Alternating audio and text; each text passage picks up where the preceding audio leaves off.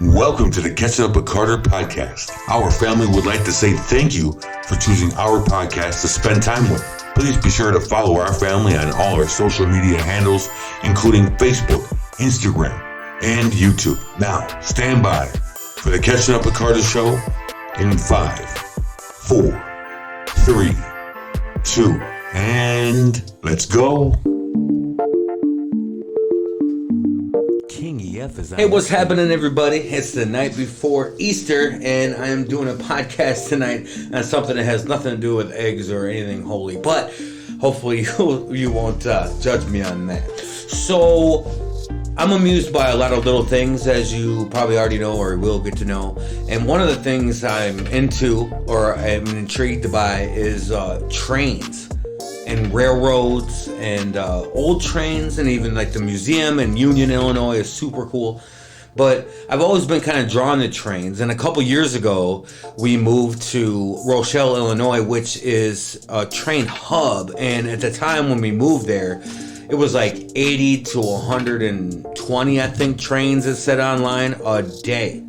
And our house was the last house on a street, 10th Street, which like butts into the train park they have. A real nice little train park. It's got a gazebo and a nice place for a picnic area, even a bonfire pit, a couple old trains, one the kids can climb on. It's a neat little place there. But anyway, so many trains go through there, and we ended up renting the house that was like 200 feet or whatever from the train tracks. I don't even know if it was that many feet, but we saw all sorts of cool things. There were some things that annoyed my old lady for sure when she had a little baby and they kept like laying on the horn right by the house at like 2 a.m. That kind of upset her. But anyway, yeah, we saw some really cool stuff go by.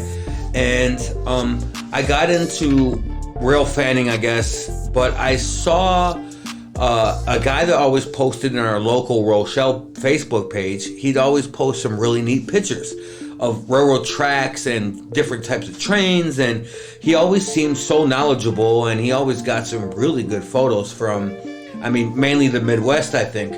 So I was lucky to get a hold of him, and he helped me do some podcasts already that are on YouTube.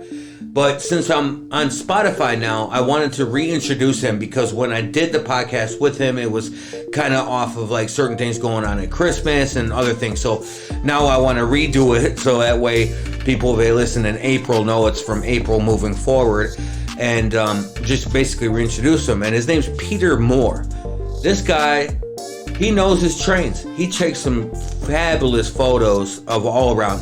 And he also runs up a Facebook page too you can join. I want to learn about that and how you can join and stuff, so we'll talk to him about that. But it's called Peter Moore Heads Up Photography, I think, or something. We'll get that from him when we talk to him. But we're going to talk to him about rail fanning. I'm going to ask him some questions about trains and some things about him and what he likes about it and how long he's been doing it, all that fun jazz. And another thing I wanted to mention real quick is, for all you single ladies, Mr. Peter Moore, he is also single, and he likes long walks along the train tracks. He'll take you out to dinner at a sunset and take a photo of a train. He'll do many things. He also is not a scrub. He has a car of his own and a job, and he loves a lot of things. He's a positive guy. So if you're single, so is he. Alright, so in one moment, we'll be back with Peter Moore, the rail fanner extraordinaire and photographer. Talk to you soon. Hey you, yeah, you over there. Do you have an idea, a podcast idea, something that would go great on this show that somebody should know about, that you or somebody that you know could tell us about? Send us an email at catchinupwithcarter@gmail.com. That's Catchin with no G in the middle. catchinupwithcarter@gmail.com. We want to know your ideas and we want to talk about them. Toodaloo.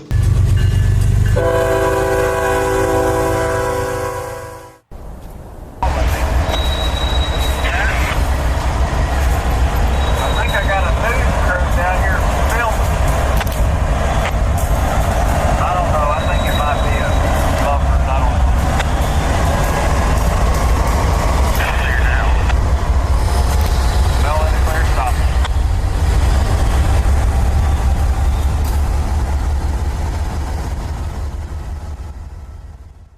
Welcome back, and I got my guy Peter Moore on the phone. It is the night before Easter. My man, what's going on with you?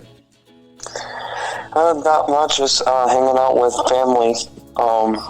My dad came to town from Tennessee. Oh, nice. So he's here for a couple weeks, so I've been visiting him and working a lot. Well, welcome back, Mr. Moore. Is he going to do some train photography with you while he's in town, maybe? Yes. Thursday we're going to go to East Dubuque and Dubuque and photography around there. Nice. So, for those that haven't listened to our stuff that we've already done, we've done 3 together already, and on YouTube, and I'm going to put this one on YouTube as well, but I got a hold of Peter one time, and we had a podcast, and that one still is the #1 podcast, and I've interviewed celebrities, authors, well, everybody you can imagine, and Peter still leads the way. Rilfanning has really gotten pretty big, and you definitely know quite a bit about it. How did you get started in it again, man? I just liked it as a kid. My dad took me when I was a baby, literally, and we used to go down to Rochelle all the time, and I also lived along the Canadian National for parts of my life. So that's how I got into it, you know. Right, being around it a lot. And you said your dad was into it, and another thing you had told me before, didn't you say he took you to a derailment or something like that when you were little? No, we went to a derailment that happened in Mendota. It was, like I said, it wasn't too long afterwards we heard about it, and we went straight down there, and we got to watch the cleanup in Mendota. They came around the curve and tipped over, and there was coal everywhere. So it wasn't a lot. There wasn't a lot, but yeah, it was a loaded coal train, but it's, you know, a good thing it was only a couple cars instead of the whole train. Yeah, I want to bounce around questions then, because since I said that and you talked about that, we might as well jump to this whole derailment thing. It seems like there's been a lot lately, and it seems a lot more with Norfolk Southern, but what are your thoughts on what happened in Ohio? I think, well, for one, you know, I think that's pretty crazy, but the problem is, in my opinion, I don't work for the railroad, so I don't know for sure, but just from what I see as a railroad guy, I think two of the issues of all these derailments happening is, one is the trains are too long, and I don't think the locomotives can handle all of that train. We started the PSR thing a couple years ago. I don't know if you know this, but the guy Hunter Harrison, I don't know if you heard of him.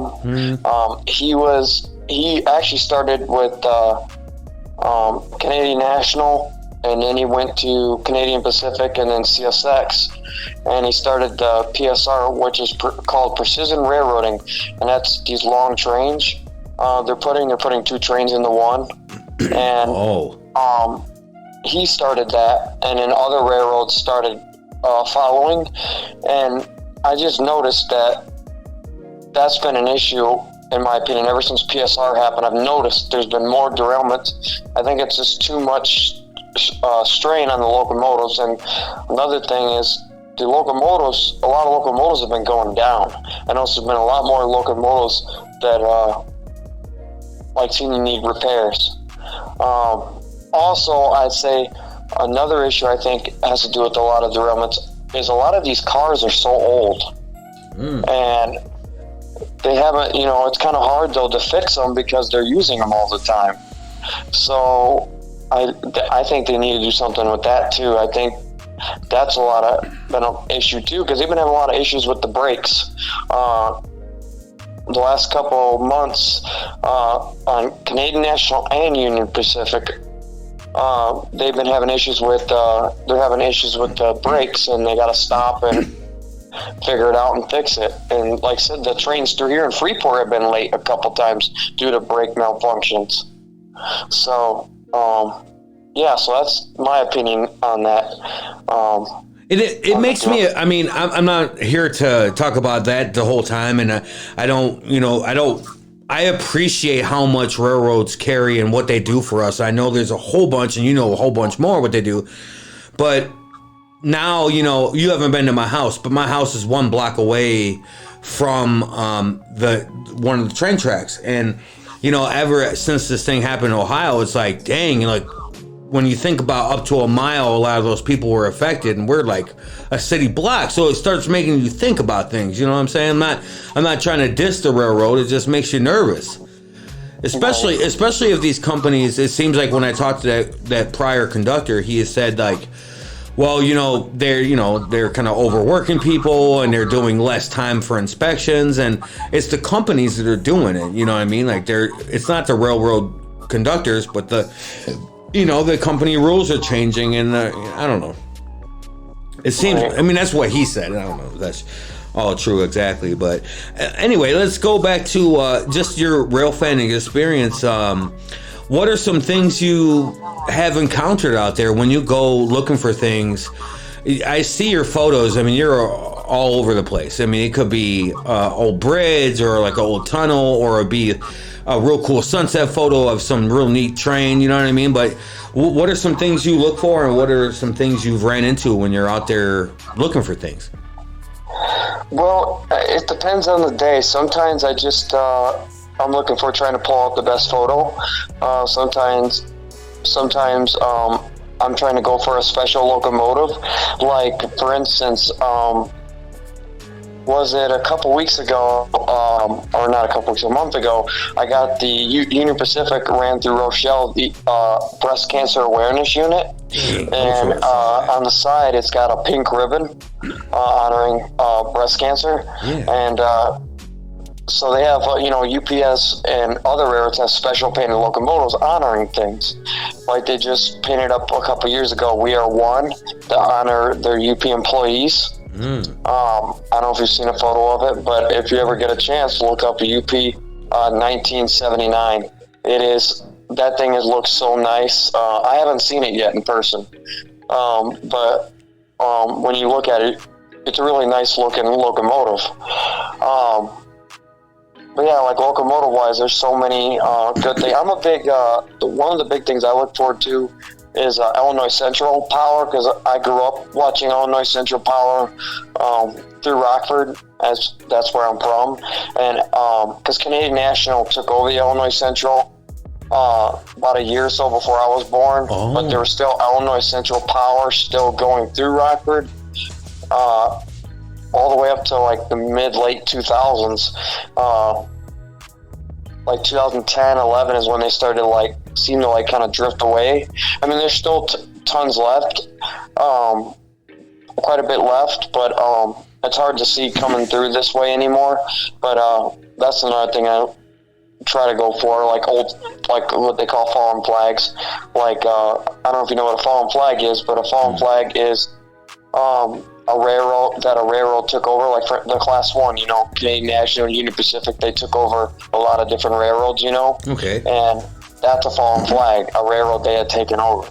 I haven't heard that before. That's cool. Okay, go ahead. So Union Pacific, for example, they have heritage units. I don't know if you heard of what a heritage unit is, but that's the same thing. They made a heritage unit of the Western Pacific, the Southern Pacific, and a railroad you might know because it would have went through probably when you were younger, Chicago Northwestern. Yeah. Union Pacific took them over, so they have heritage units, and Chicago Northwestern would be considered a fallen flag because the railroad don't exist anymore, but there's still, C&W Power, there's one unit left. It's an Operation Lifesaver, but there's some fallen flag power still left. So to me, those are good catches because those railroads don't exist anymore, but the Class 1 railroads still have them and haven't painted over them or scrapped them or sold them. So I think there's, I've seen so many cool ones myself, and I haven't even gone nowhere near 0.5% of what you've seen, you know what I mean? But I think there's so many different cool ones, like that one I told you about before by the airport in Rockford, that GATX, I think it is. Yeah. I think that's a good looking, the color blue, I just think it's a beautiful engine. Train. I think it is. But there's the Burlington Northern, or Burlington something over here by the Rochelle plants too. Yeah. I like Burlington Junction. Yeah. I like those too. There's so many neat ones, and like these ones you're talking about that are special ones, the breast cancer and other stuff that I would love to see that. I haven't seen them. Once in a while in Rochelle, we'll see like a passenger car go by too. I don't know if they're taking it somewhere or what, but I'm like, damn, I never had my phone ready ever to get it. But I like seeing random stuff go by. Yeah, well, you had another cool train that went by. I got one on Union Pacific, but not Burlington Northern because I was working. But UP ran, and I shared the video in other groups, and it was a military train. A military train went through Rochelle.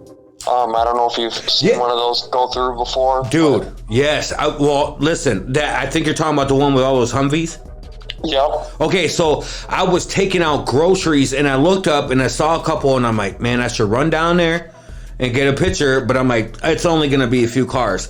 I empty 2 loads, I come back, it's still going. And I'm like, man, I should have ran down there. And I was looking at Facebook, I was like, of course, Peter got some good photos. And I'm glad you did, because I was trying to get some myself. So, but that was trippy to see that many too, though. Well, I barely made it. So I was at Mendota. So I was out photographing around the Mendota area, and I got word that it was coming. So I got back to Rochelle. I come through Rochelle. I don't know if you know where Karen Road is. On Karen Road, he's going by, but he wasn't going that fast. So I had to race around and get over to what's called Flag, Illinois. It's a really small town. Yeah. It's basically the other side of Global 3. And I had raced over there and got him.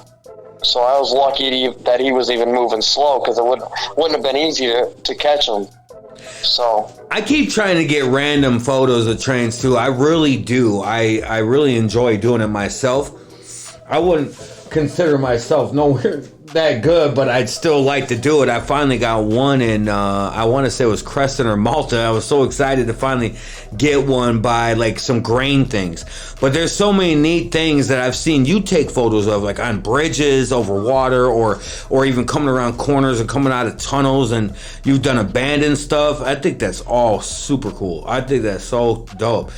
What, for trains, what are some things that they carry? Because I don't even know. Like, if you were to name a few things, what are some stuff that you've seen go by on trains? Well, another good one that I think some people might like is windmills. I got a windmill train. I've seen 2 of them in my life. I got one that had the blades on it. It was at East Dubuque. Actually, that was earlier this year. And then last year, I went out to Mills Tower, which is actually a rail cam. It's in Iowa Falls, Iowa, and UP across the sea on there. And I got another type of windmill train, but it was all like the motors for the windmills. I got those on a train. I've never seen that before, so that was a unique catch. And let's see, I've seen, when I went down to, because I've been down there twice, down to Tolona, Illinois. I was down there in December. That's not too long after we had talked the first time. But I was down there back in 2018, and Norfolk Southern ran an all corn syrup train. Oh, that's sick. Yeah, I've never seen that before. I didn't know that they ran those, so that was, because that area I wasn't familiar with, I was learning. So that was cool to see. And the last time I was down there, I got to see, because they don't really run those anymore, but an all piggyback train with nothing but piggyback. Those don't usually run really anymore. Most of the piggyback trains run with the intermodal mixed in. So to see just nothing but piggyback was pretty cool. And then another cool one I would say is at the BNSF, they call it the Chillicothe sub. They mainly run intermodal on that line for the most part. Okay. It goes through Galesburg, Chillicothe, Toluca, Streeter. I don't know if you know any of these towns, but that line goes through there. They run a UPS train. It's all mail. It's all mail inside. Oh, see that one conductor I talked to that had worked for Norfolk Southern or whatever a couple years ago. He said that he did a lot of that. It was a lot of mail, and he liked that because it would be like a half day because of that, because it was like important to get it somewhere. You know what I mean? Yep. And one thing they used to run, but they don't run anymore, Union Pacific used to run it, but I'm trying to think, it was 2019 or 2020, UP discontinued it, and they were the last one that I know of personally, unless they're, at least in Illinois. They used to run what's called the salad shooters, what they called it, and it was an all refrigerated train, like refrigerated meats and vegetables. It was all refrigerated, and it ran from Washington D.C. to somewhere in New York, and it ran from there, and they only had it was a hot shot train because because the Z's and stuff are hot shot, but they had the biggest high priority, and when they ran it, they had 3 days to get from Washington to New York. Dang. It was a hot shot. So it was I used to love watching that train, but unfortunately that train got discontinued. Dang. Yeah, that's interesting too. But what are some other things that are real common that trains carry for those people that don't know? Because I know my lady had looked it up and she told me a few things. I'm like, dang, I never thought about that. But what are some things that you know of that are just you see a whole lot of? I know coal and iron ore, but what else? Ethanol. Okay. Ammonia. Lumber. Scrap. Okay. Grain, potash. I don't know if you've ever seen a potash car. They're usually smaller. A lot of the potash cars are pink a lot of the time. They also have, like I said, grain, wheat. The water, they even have water. That one's not as common, but I've seen them. They're small and usually silver. That's cool. Yeah, that's a unique one. Like I said, lumber, scrap. Yeah. That's pretty much the big ones. And vehicles course, too, right? Run, because truck trailers. I was gonna say, it seems like a lot of truck trailers too. I just saw some of them today. But I also saw tractors. They run tractors. Yep, a lot of John Deere's go by. He's right. And it's cool. I like seeing pictures like that, especially at a sunset photo. I had one a few years ago, and they were running some through, and I'm like, man, that looks so cool. You know what I mean? To see two big industries together, but before they get, you know what I mean? To see a tractor with that, because I admire farmers too.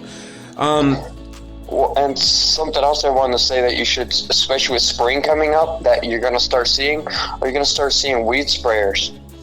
They'll have a couple carts and they'll be spraying for weeds along the tracks. Oh, I gotta see that. Are they? See, out here, I see all sorts of neat things go by, and sometimes you gotta. I mean, it'll be so fast. And I'm like, damn, I just missed something cool. But those yellow machines, when they, do the rocks and they took out the railroad ties, it seemed like there was 6 different types of those mechanical machines. I don't even know what they all do. There's all types. I've not even seen them all, but yeah, there's all types. Dang. Also, too, another thing to start looking, because this is kind of going into another topic almost, but CP and KCS merging together, they've been putting up new lights and doing fixing up the rails. You're going to start seeing more rail trains and ballast trains, like ballast rock. And I actually got to see a rail train. I sent you some pictures of it the other day. I got it. I chased it from Foreston to Leaf River. It was nothing but loaded rail. And they were actually checking out where they were going to put the rail at. So yeah, it's got all new rail over there. I don't know if you saw, I posted a photo because when I was working at a truck stop, this trucker had these, train wheels on his trailer. And I was like, what's going on with these? And he's like, well, these are old, but they took them off, and then we take them to a place, they inspect them, and some that they can weld or fix. I don't know exactly how, but he's like, some they can fix, and then they put them right back on it. But I thought it was pretty cool to see even the whole train. There's tons of weight on it. I forgot what he told me it weighed. It's crazy. Yeah, they weigh a lot. What do trains or like the train companies do when it's like a heavy snowfall or ice on the rail? Because I've never seen anybody like plow or anything. Well, depending on the railroad, because if it's a busy railroad, they really don't need the plow because the trains are constantly going across, so they're keeping, the snow away. But if it's like a branch line or something, they usually put a snow plow in front of it. Oh, that would be a cool photo right there. Well, one of my friends has got one of the cool photos of a train busting through the snow. His name's Johnny Hansen. He got a picture. I don't know if you know where Shabana and Earlville is. Yep. But the UP has a line that they run sand trains, and I forgot to mention sand cars earlier. But they run sand cars to Troy Grove, Illinois. And he got a train busting through the snow. The snow was taller than the engine. Like the snow, because it drifts out there when it's windy, Yeah. And the snow was so tall because that was just a couple, not last year, but the year before, I believe, is when he got the photo, and it was an awesome shot. He's one of my favorite photographers, but he got a really awesome shot. Like I want to pull something off like that at some point. Yeah, I have to check it out. I probably have seen it, but I'd like to check it out. Yeah, so do you ever run into like hobos or homeless people when you're out there doing your thing? Train-wise, not really, except for one person. So there's a guy that tends to hang out at the Rochelle Railroad Park a lot. He actually hops trains, and normally he comes around about Memorial Day weekend, so you probably see him around there. Yeah. He hops the trains. I think I mentioned that before to you. There's a guy that he's the only one that I know of that he, hops the trains here and there, and But I mean, really, I would think like as much as you've been out there, that because I know you go off grid a little bit too, that you would have ran into people, that might be kind of sketchy or something, maybe not. I don't know. You would think, because you're out a lot. I mean, this dude is out a lot. Well, when it comes to like sketchy people, not really, because I guess because a lot of the areas, especially that I go to, I kind of know not lately, I've been going to areas, but a lot of areas I know when not to be there and when to be there kind of thing, and what places to avoid and kind of deal. So I don't really see anybody. Only reason I see at the railroad park, because he pretty much comes Memorial Day weekend every weekend, because there's a guy named Jim that everybody meets, because he comes down there once a year to visit everybody, because he's got kids and stuff, and the hobo makes sure he comes pretty much every Memorial Day weekend, or every year he comes out there. So I don't know if if they're friends, or if he just if that's the time of year he's just passing by. So see, I was kind of surprised. I watched this Vice YouTube video. I love Vice, but I watched a Vice YouTube video of these guys that work for them, and they hopped a train. I don't know if you saw that. It was actually kind of interesting, but they explained that hobos used to be so prominent, and then what happened to them? They used to be like everywhere, right? Yeah, it was like a whole lifestyle. I think it's too because there's been a lot of changes in the world. Like there's a lot of help for people that don't have jobs. There's so many things that can help other people. Right. So I think if people that want help can get it. So that's why you don't. It seemed to me, I'm not them, but it feels like somebody that is a hobo now is somebody that just wants to be a hobo. It's not like they don't have a choice, I see what you're saying, yeah. They just enjoy doing it. Right, so I feel like that's the only time you're going to see them, and it is rare. I've only seen it once, so. What are some places that you've been to, if you were to put like a top 5 that you'd recommend? Now remember, everybody, that Peter and I live in Illinois, but he goes Iowa, Wisconsin, in the Midwest. So like these places he's going to name, you can definitely Google them. but what are some 5 places, if you were to name, you're like, man, if you want to get a good photo of something train related, go to these 5 places? Well, if you best photography place, I'd say anywhere along the Mississippi. Real pretty. Whether that's Prairie du Chien, Wisconsin, Burlington, Iowa, Dubuque, Iowa, Savannah, Illinois, Fort Madison.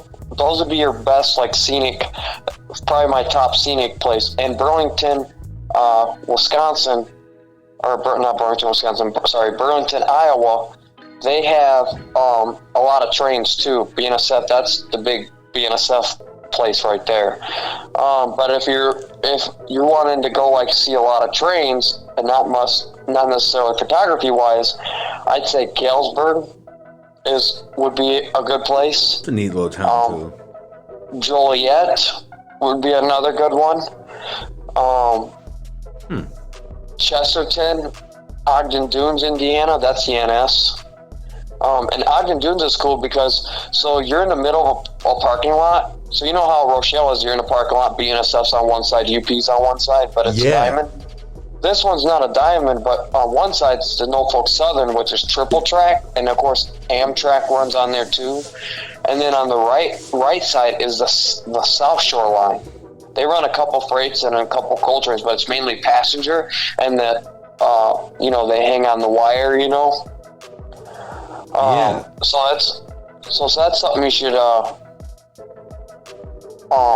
check out sometime. The South Shore, that's a really cool place. But those would be the places that I would recommend.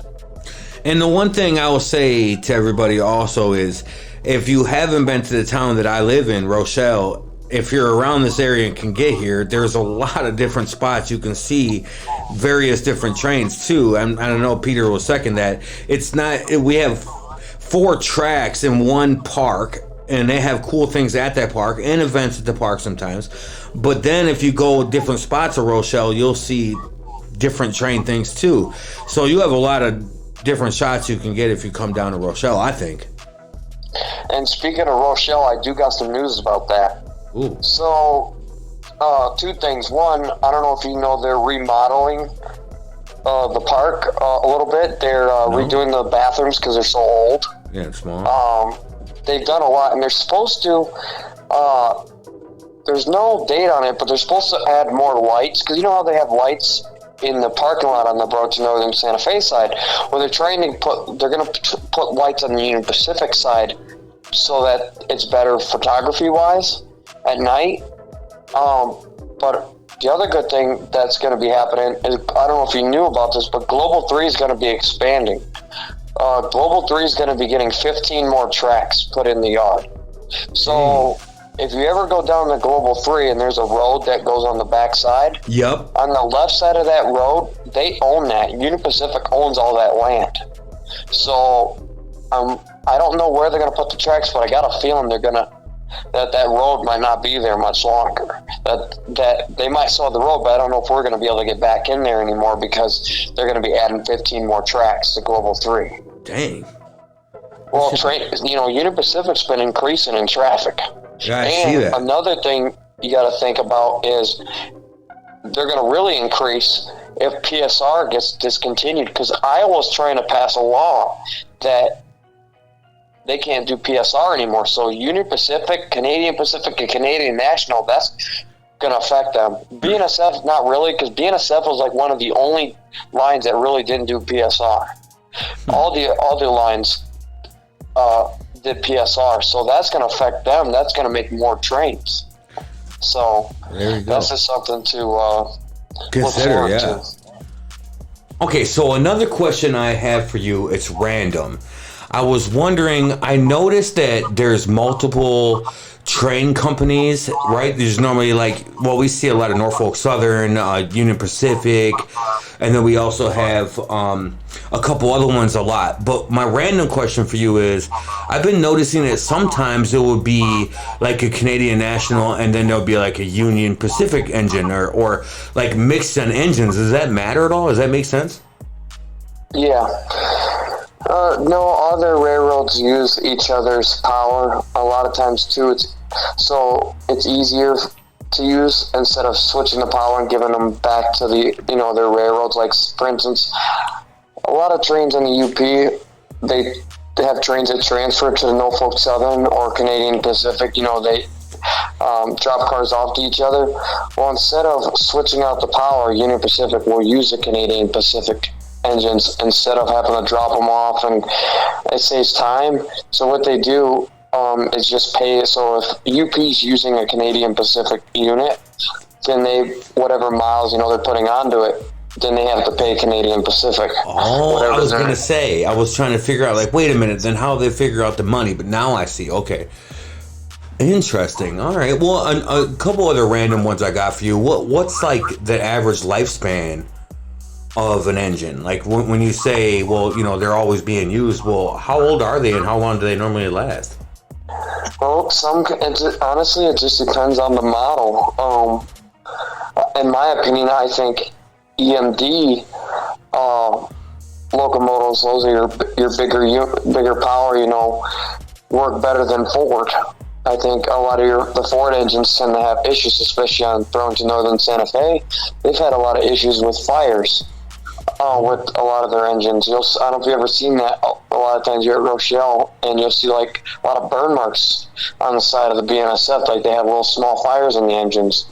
But see, I didn't know that. What was? They had a lot of issues with a lot of their units when they first started bringing them out.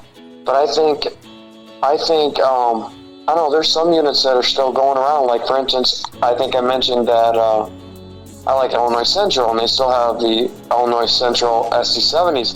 Those have been around over, I'd say, longer than I've been born, and I've been, I'm 25 years old, and they were around before me. So they're over 30 years. Like I said, there's some power still going around 40, 50 years. It just depends. Honestly, it's just like a car. Some cars last longer than others. It's the same thing with the locomotive. Okay, that's common sense, I guess. Do they do anything cool with them? Because, like, I was in the Navy, and if a ship decommissions, like, mine's actually going to be decommissioned this year.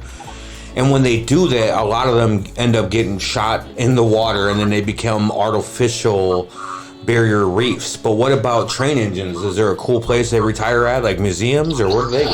Well, yeah, sometimes depend. So, like Union, they've taken over a lot of locomotives. There's some engines that are still run, but they just like keep them in storage. Like Norfolk Southern, they have a bunch of units in storage, but sometimes what they can do is rebuild them. NS just recently did that. They have and who was the other one? Oh, Canadian Pacific. So CP had what was called CP SD90 Max. And actually, the Canadian National was picking them up out of Dubuque. And they were taking them, and they took them for Canadian Pacific, and they rebuilt them. And what they're called now are CP SD70 ACUs. And they rebuilt them, and of course they get a rename because they're it's been modified, it's different. And they actually, when they started them, making them, they actually came out with some veteran units. They made four veteran units, and then they made some heritage units. They painted up some heritage units. So sometimes that can happen too. When they rebuild locomotives, they can make like special painted units. Man, I want to talk about, you mentioned a little bit about that museum, and I've never told you about this, but my dad is a huge rail fan himself, and so is my brother, but my dad's always been fascinated by trains, always. Steam, it don't matter, he's always been fascinated. And one of the places I'm really happy he took me to, and I still go back when I can, is that Union Museum in Union, Illinois. And folks, if you haven't been there, and even if you don't think you like trains, you'll learn everything you need to know to love trains there. I think it's such a neat place. They always, switch out their exhibits on some of them. You're able to ride some. You're all able to go on them and look at how some of the passenger ones are and other stuff. And you really get a hands-on experience there, I think. Yeah, and they definitely, and I'm actually planning on going there in May, and they have a bunch of new locomotives and cars that they have bought since the last time I was there a year and a half ago. Oh, nice. And I haven't been there for like 4 years, so that means a bunch of new stuff is there. Oh, so they've added a lot. They added the Rock Island. I don't know if you know or heard of that railroad, but they have a Rock Island unit there. They have, what I was told, I have to find out for myself, but I heard the Land of Corn, some of the cars are there. The Land of Corn used to go through Rockford. There used to be a passenger train. It used to go. They supposedly they have the cars there. So I'll be able to, next time I'm up, on the podcast again, I'll be able to let everybody know for sure if they're actually there or not. But that would be a pretty cool thing to see. So, they have a lot of new stuff. They even had some short line railroads from like Maine. They brought out there a couple years ago. Dude, this train museum in Union, so yeah, definitely. Okay, so one of the podcasts, I think it was the first one we did that I posted on YouTube. One of the things you mentioned that, I know that you really love trains, but one thing you also mentioned was it really helped you being a rail fan, right? I was wondering if you touched base on that a little bit, because I wondered if other people would understand that too, you know what I mean? Like with, not mental health, but, just getting through depression and getting through things, like tough things. Didn't you mention that rail fanning has really been like a benefit to you?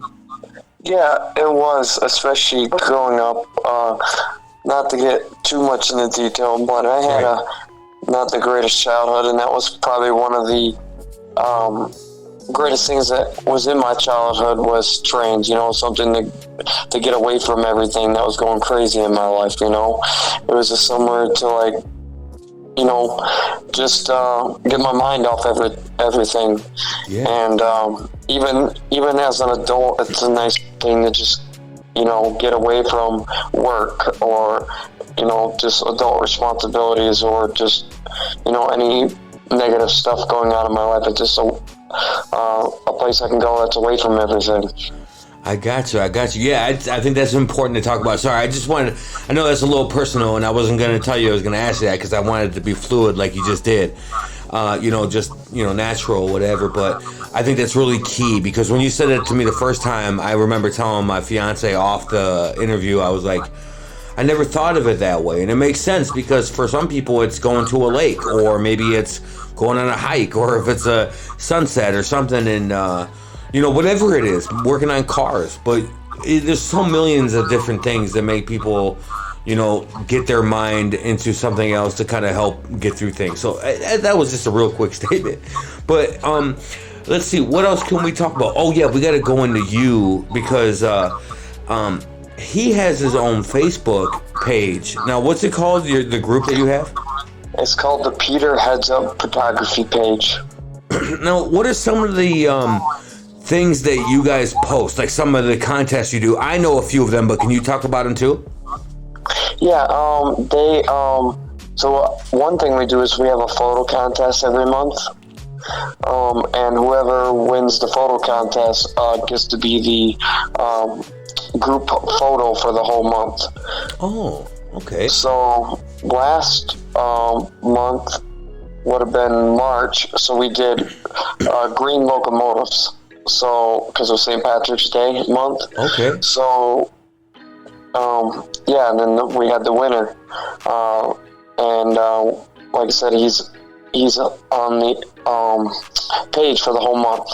We also, of course, everyone shares their train pictures or train videos, or share their YouTube channel videos. Also, we give each other train heads up, so if there's something good train wise coming, we post it to help each other out. Like for instance, when that military train came through Rochelle, there was already a post about it before it came to Rochelle. We also we don't just share train stuff. We also share sunset and storms in my group. Okay. Especially now, I know there for a while there wasn't much, but now since it's storm season's coming up, you're going to start seeing some storm photos shared in the group. Well, that's good because you know what? That's one of the podcasts I want to do is I want to find a storm chaser. Like I'm trying to find somebody that's in it. And I also was thinking about interviewing somebody like from the Fairdale tornado. But anyway, that's off topic. Okay, so how do you become a member of your group? Because he's also posted stuff like sunset photos of trains and other contests. Every single month he posts some really good, good contests, I think. But what do you have to do to become a member? Do you have to be in a certain area of the United States, or does it matter? No, it doesn't matter. We actually have a few people that aren't even in the country that are in the group. A couple that are in Canada. It doesn't really matter as long as respectable and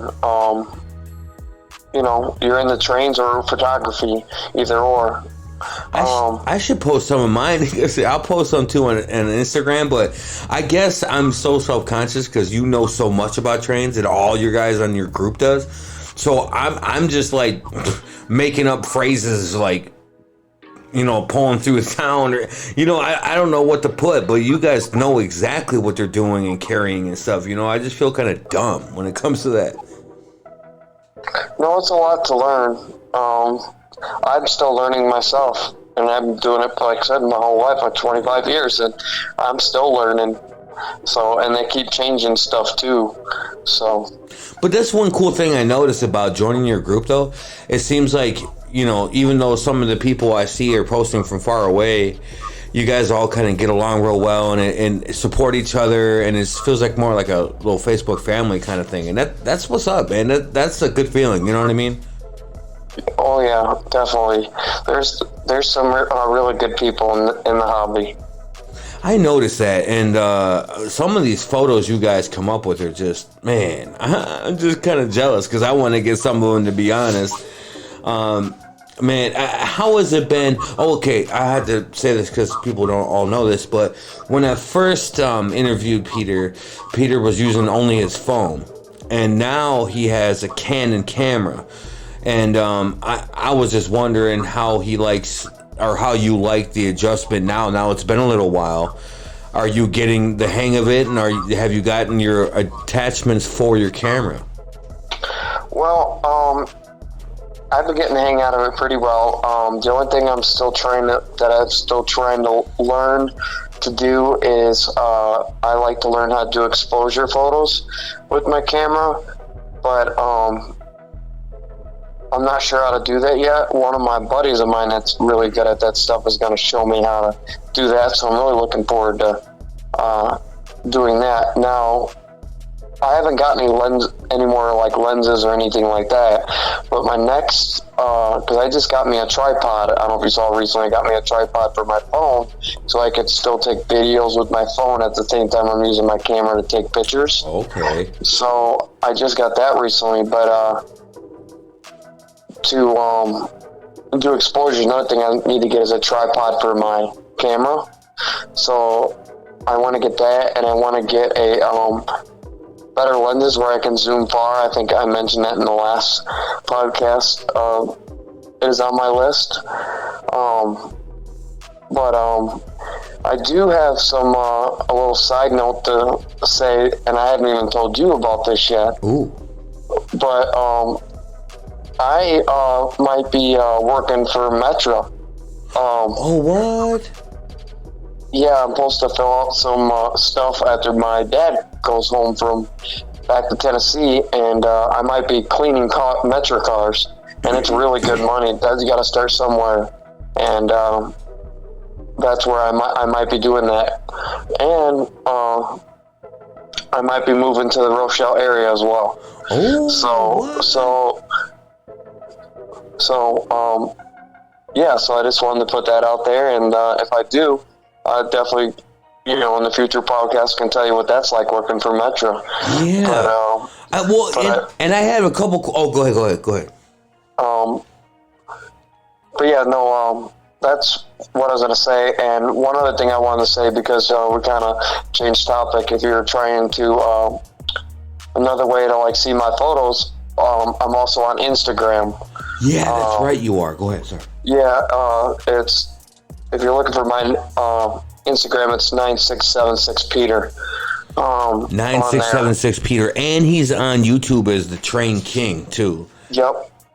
And I mean, and I'm gonna put this on YouTube as well. First, I mean, real quick to talk about it. What happened? This is something that I've always wanted to do, was be on the radio, and then now I want to get it on podcasting. And first I've started on YouTube because I didn't know about Anchor or Spotify, and that it was easy for people to actually get their own Spotify. It's not hard at all. So you guys listening, if you want to start your own podcast, you definitely can do it, and you don't need that much to buy the equipment either. But anyway, so what I was going to get at is I shifted to Spotify now because that's podcasting, but I am going to post this on YouTube, and when I do, I always attach photos Peter's taken. Now, I need to find a better way to put it on, because when I save them from Messenger, the quality of your photo does not look like it did when I got it from you. You know what I mean? So I gotta get my storage clean and figure out what's going on with my computer, and then I could do it that way. But anyway, that was a long ramble right there about that. But what do you got coming up now? Like, it's April now. We're in Illinois, and if you're gonna go, wait. Okay, you're going to work for Metro, or hopefully. That is so cool. Yeah.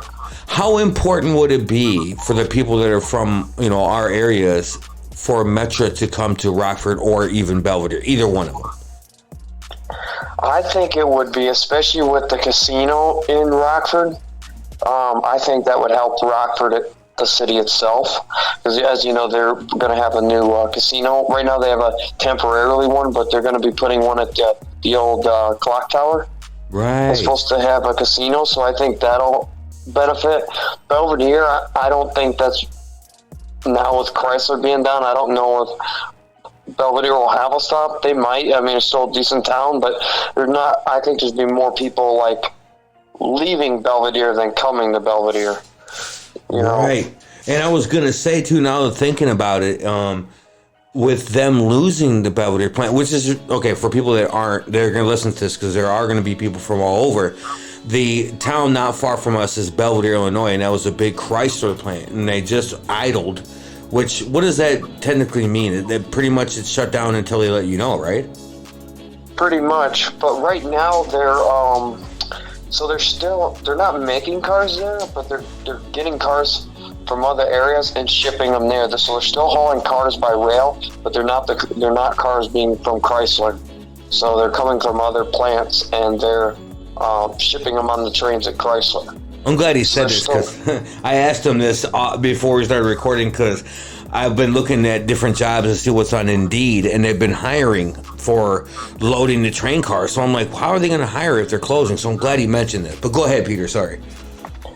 No, but yeah, that, and I mentioned to you as well before the podcast that I got a train at Belvedere the other day, and it was all empty bare table. And bare table, if people that don't know what that is, it is empty flat cars. They're usually hauled with double stacks, but when they're empty, they're called bare tables. Well, they ran a whole load of empty bare tables in the Belvedere. I'm not sure what that's about. That's really odd. So I don't know if it's maybe like a store, like for storage, or if there's something new happening. But I'll be able to let everybody know when I have further information on that. Yeah. What else you got coming up? Well, I guess it all depends on this whole job. So you'd have to leave the one you're at now then? Yeah. But it'd be well worth it. And plus you'd be in the train. It'd be double what I'm making now. I mean, I suggest if you're looking for a job, Metro will be hiring. And they're starting out pay, if anyone's interested, $32.50 an hour. Dang. What? That is nice money right there. It's union, that's why. And if you're not wanting to work till you're 65 or 67 now for retirement, you can retire after 25 years. So basically, by the time I start, because my birthday's coming up, I'll retire at 51. Yeah, that's not bad. So there's that. But you were asking if I was going on any trips anytime soon. Yes, I actually am. I am going to go back to Dubuque again with my dad, because my dad's in town, like I mentioned before. I'm going with him Thursday, but then on Sunday, I'm going down to Chillicothe, Illinois, and Streator, Illinois. And in Chillicothe, they have a Rock Island Museum. I've never been inside there, but I'm going to be going inside the museum on Sunday. Are you talking about the Rock Island Arsenal? Where you see the guns and stuff too? No, this is a small little depot. It used to be the Rock Island Railroad that goes by there, but it's now the Iowa Interstate. Okay, I was gonna say, because I don't know if you know. I know it's completely off, not about trains, but they had the Rock Island Arsenal down there too, and I know you have to apply to. I think you got to run your ID and everything to go in there, but it's a really neat museum. Sorry, go ahead. So yeah, I'm gonna go down there, and that was that line that I think I said that I mentioned earlier about they run a lot of UPS trains and intermodal. That's the line that goes through Chillicothe. So it's BNSF and an Iowa Interstate, and then in Streator it's the same BNSF line, but they also have the Norfolk Southern that goes through there. So I'm gonna be going down there, and then I will also be this month going to Rockton, Illinois, just for some photos. And they have a big in South Beloit, Illinois. They actually have a Milwaukee Road unit, like by the river. I don't know if you've ever been over there, but they have it by the river over there. I think it's pretty over there. Yeah, I've been there a million times. Yep. So I'm gonna go shoot that, take pictures of that, and then I'm going to be back up in Wisconsin here soon. I'm going to be going to Watertown, Wisconsin, and Sussex. And in Watertown, it's UP. There's a diamond there. It's UP crossing the Canadian Pacific. And then at Sussex, it's an over-under. So Canadian National goes under the Union Pacific. So, and there's like a park you can actually hang out at. So when you hear diamond, that means two different railroads cross at an angle, you're saying, like an X? Yeah, you know how like Rochelle is? Yeah. That's what the diamond is. Okay. I've heard that about Rochelle, but just for people that didn't know, because I guess I didn't quite understand that, but it's common sense once you explain it. I understand it. And I'm also, like I think I mentioned, I'm going to Union in May. Yeah. That's and I'm going to also be going to Prairie du Chien, Wisconsin. There's a lot of water along the Mississippi River, a lot of scenic shots over there. And Wisconsin Southern runs over there too. And then if you go on the Iowa side, which is Marquette, Iowa, is across the river, Canadian Pacific's on that side. So that you can get some cool shots of them going along the Mississippi River. And then I'm also planning on going to Tunnel City, Wisconsin. And Tunnel City, Wisconsin, Canadian Pacific, I've never been up there, so this would be the first time. Watertown, Sussex, and Tunnel City would be my first time. But in Tunnel City, the Canadian Pacific, they go through a tunnel.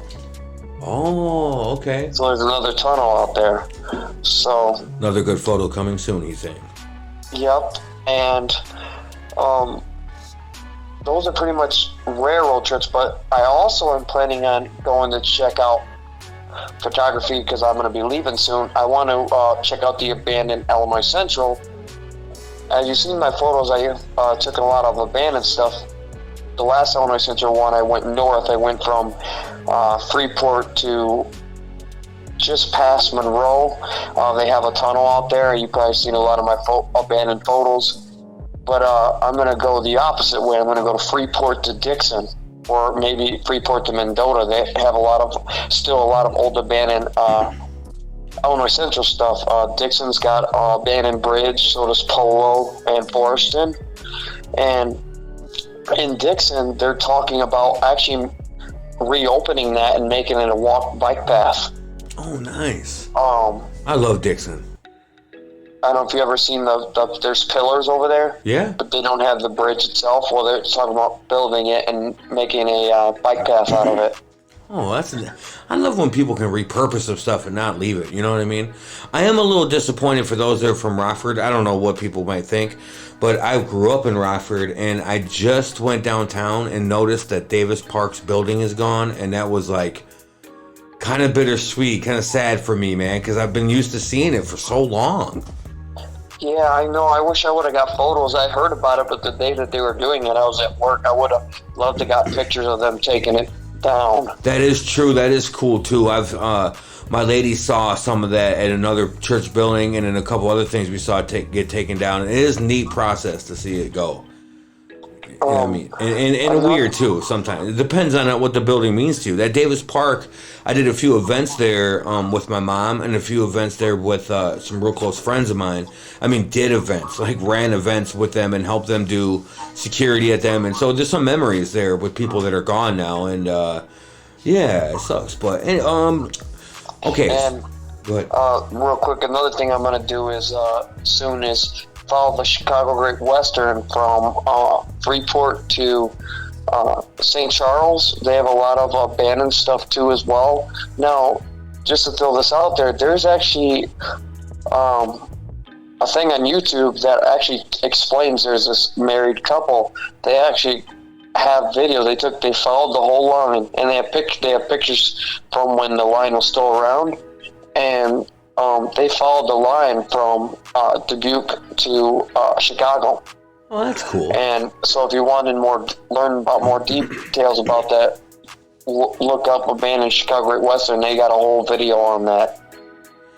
So out of the group or like places, let's say, that you have not been, way farther away from the Midwest, if you were to have an unlimited amount of money and in the United States to be, and time, what are some places that are on your mind or on your like bucket list of all time that you would like to get to?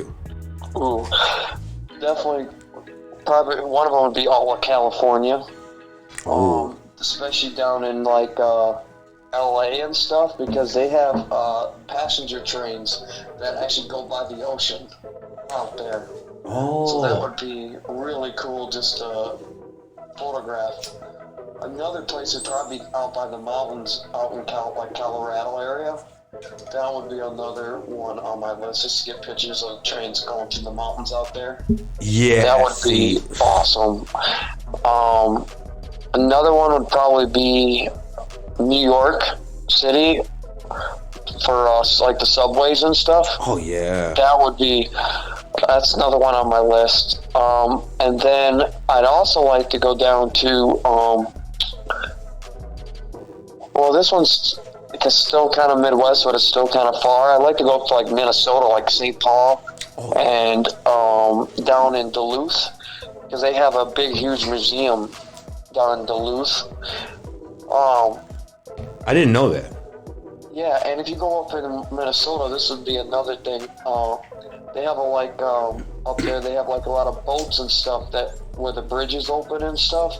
So that even if not train wise, but I like to go photography some boats and up there. And then lastly, one place that would actually be out of the United States, I like to go up to Canada.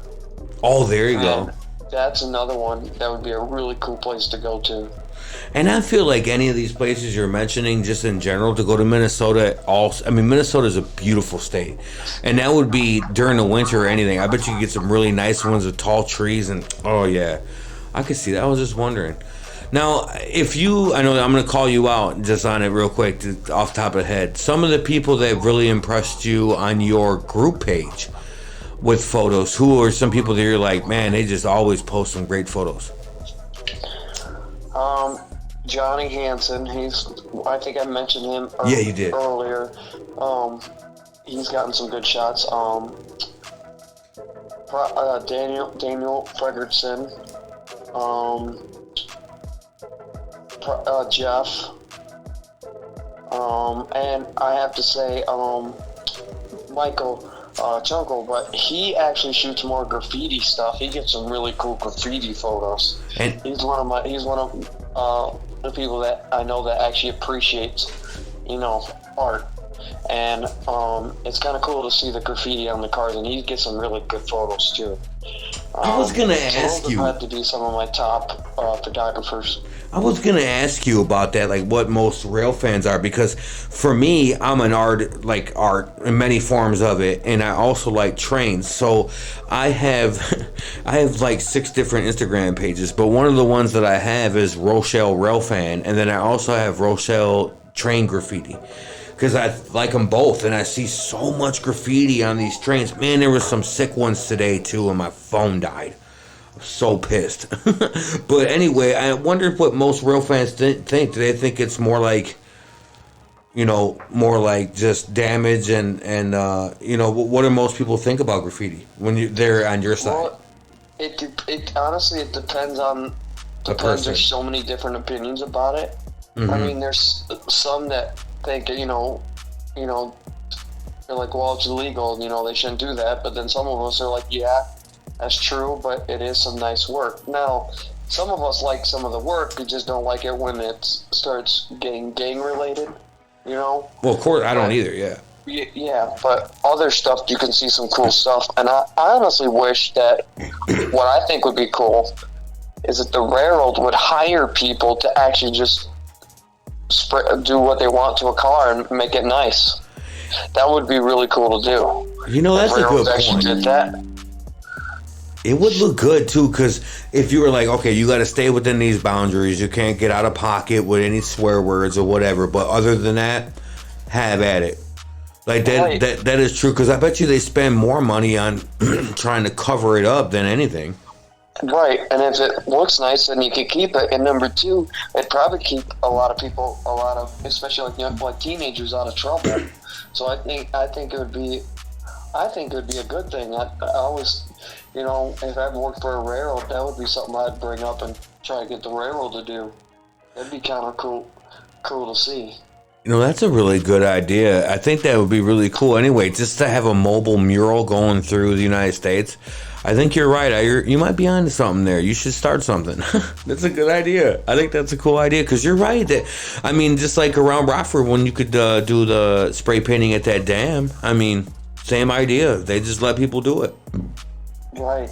Why not? Okay, let me think. A couple more train questions, because I always get mad at myself when I don't ask it enough. What is the average length of a train that you see, and what is the longest train you've seen? I say an average train is around 100 cars. The longest train, was actually at Rochelle too. Was 296 cars. It was a long coal train. Dang. I wonder if I was living next to that place when that happened, because I'm going to tell you, it was really interesting, to be honest. I wish my dad had gotten a chance to come and meet me and my brother, all 3 of us, to be just sitting down, because how my house was, well, you've seen my house probably a million times. Once I point it out, you're going to be like, oh, no kidding. So you walk down these 3 steps off my deck, and you can stand underneath this outdoor stairwell to my bedroom. And so we could just sit there if it was raining or not. Just at night, we'd just sit there and watch the trains go by. And we'd hang out in my garage, when we weren't. And we'd just see a bunch of neat things, man. And I don't know. There's questions I always ask about, random questions, because when I was there, a lot of times they'd be outside, not far from there. It'd be closer to the diamond part. But they'd be welding something all the time. And I'm like, what are they doing down there? And I don't know what it is. They just have to upgrade, because that diamond is so used all the time. If there's constantly trains going across, so they gotta just make sure, everything's good over there, Otherwise it'll be a derailment. Weld it, make sure it's all leveled out. That's pretty much all they're doing, just keeping up to code. you know, and every 10 to 15 years they normally replace the diamond. So that's actually coming up soon, actually. So so if anyone's, next year, should be about another year or two, something to just think about. They'll probably be replacing that diamond, and that'll be something cool to see. I know there's been some rail fans down there that have actually gotten photos of them replacing and putting the new diamond in. They actually, I don't know if you know this, but speaking of the diamond, if you go over to, the park on the UP side, there's a caboose on the Union Pacific side. If you keep walking just a little further, the old diamond is actually still laying over there. They had never picked it up. Oh, I know exactly what you're talking about too. Yeah, so just something kind of unique that they have over there. I don't know why they never picked it up, but it's kind of cool to actually see that the old diamond is still there. Man, dude, I tell you, if I had extra money, I'd buy one of these houses and have an Airbnb by it, because there's a lot of people that love trains. And there was one right by there, but I don't know whatever happened to it. Because we know a lady that said it was her grandpa that had it. But I wish they would open that back up, though. I think people are renting it. Oh, that's right. Maybe that's... Yeah. So that was the Airbnb itself. I got you. I don't know. I couldn't remember. I wonder if they're going to have a railroad days or Rochelle Railroad Days again. Yes, they are. They actually had to move it to the last Saturday of June. I can't remember the date on that, but it's the last Saturday of June. They had to move it back because originally it's always usually the week before Memorial Day weekend or the week after.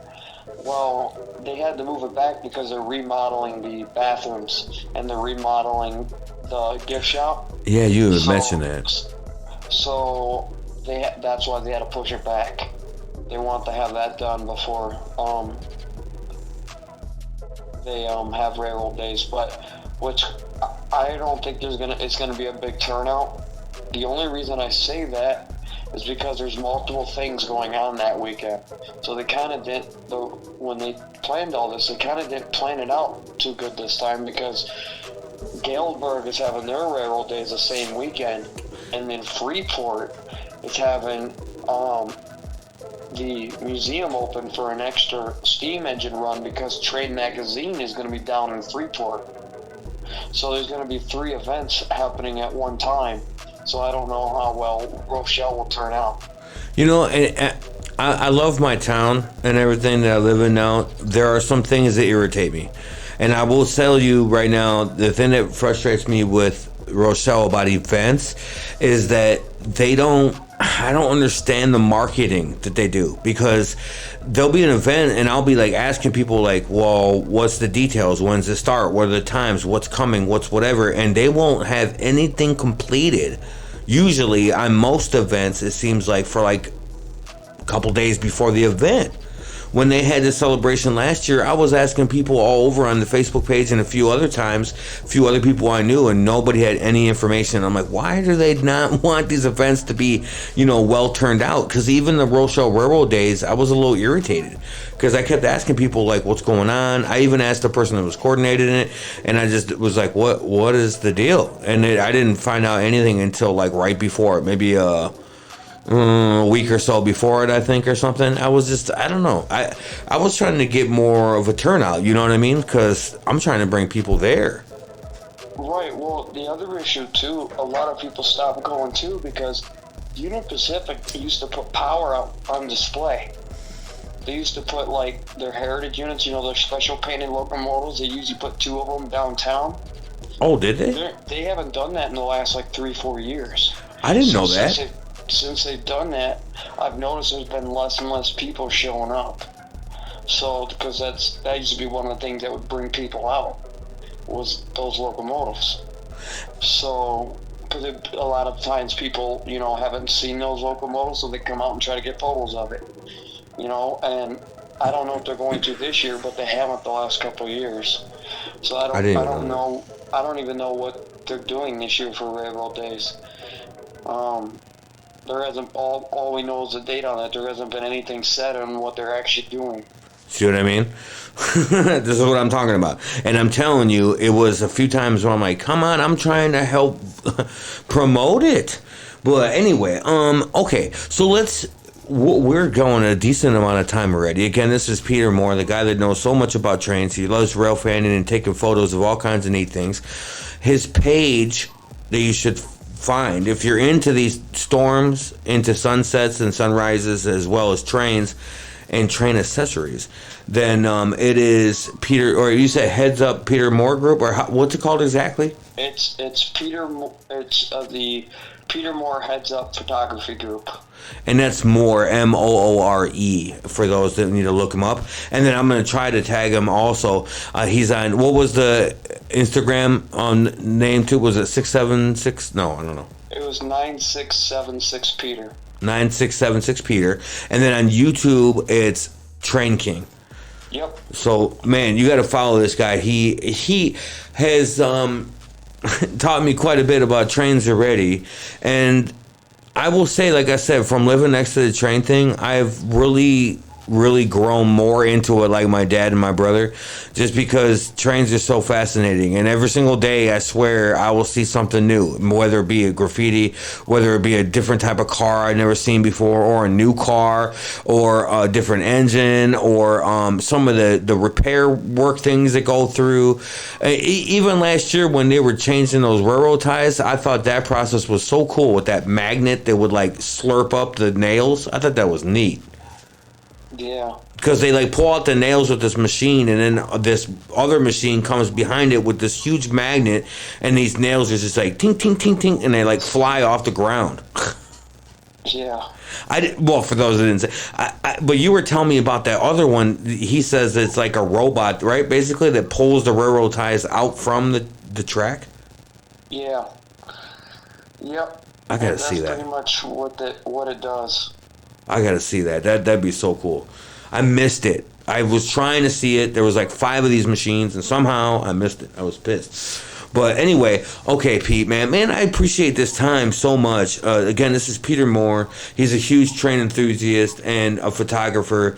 He's a really down-to-earth guy. So if you're into these type of things, please try to follow his group, because any question you have for him or the people on there, they're real helpful, and they just enjoy things. So I mean, if you just enjoy train sunsets and good weather photos, then you got to join this group. And maybe you got some that you're holding out that we all want to see, because these photos I see of Peter's and his friends. One person I have to say, at least on Instagram, is this Tim Parrott guy. I don't know if he's going to listen, but I think his photos are pretty badass too. Yeah, definitely. Yeah. All right. Well, shoot, Peter, man, thank you so much for your time, my dude. And we're going to talk with him again about rail fanning. And if you have any questions you have for him, please shoot me, a comment down below on Spotify. And then also follow me on YouTube, because I'm going to be posting this on YouTube as well. But it'll probably be about a week or so for that, because it's a little bit more tedious when I do the slideshow. But I definitely want to do it because Peter's photos are just so good. Like, he's got some really, really good photos. Man, thanks again, my dude. I appreciate it. Yep, you're welcome. Thank you guys for listening to the Catching Up with Carter and Fam Show. Please subscribe on our other social medias. Thank you guys, and we'll see you next time on the Catching Up with Carter and Fam Show. Bye.